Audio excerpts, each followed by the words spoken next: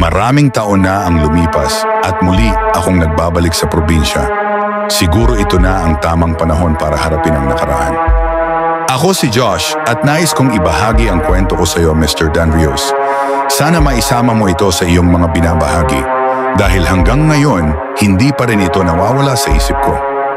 Noong bata pa ako, may kalaro akong si Dodong. Palagi kaming magkasama, larong hyoleng, gagamba, tumbang preso, lahat ng tipikal na laro ng mga bata sa baryo. Isang araw pagkatapos kong magbihis, nagpunta ako sa kanila. Kumatok ako sa pinto nila, ngunit walang sumasagot. Doon ako dumiretso sa gilid ng bahay nila. At doon ko nakita ang bagay na hindi ko dapat nakita. Si Aling Mikay, ang aming kapitbahay. Nakaluhod siya sa sahig, duguan ang kanyang bibig habang inunguya ang laman ng katawan ni Dodong. Wala nang buhay ang kaibigan ko, nakadilat ang mga mata, wakwak ang tiyan.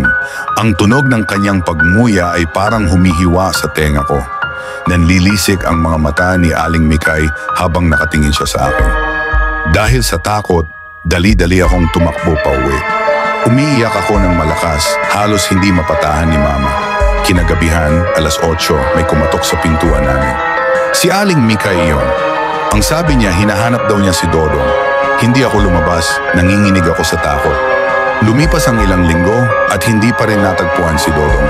Ang sabi ng mga tao, baka dinukot. Dahil sa takot ng mga magulang ko na baka pati ako ay madamay, dinala nila ako sa Maynila. Ngayon makalipas ang maraming taon, nagmamaneho ako pabalik sa probinsya. Pero kahit lumipas na ang panahon, sariwa pa rin sa isip ko ang lahat ng nangyari. Hindi pa rin nakita si Dodong. Kahit ang ina niya, bigla na lang nawala. Pagdating ko sa bahay, sinalubong ako ni Mama. Nagyakapan kami, naghapunan at nagkwentuhan. Ngunit biglang may kumatok sa pintuan. Pagbukas ni Mama, halos tumigil ang tibok ng puso ko.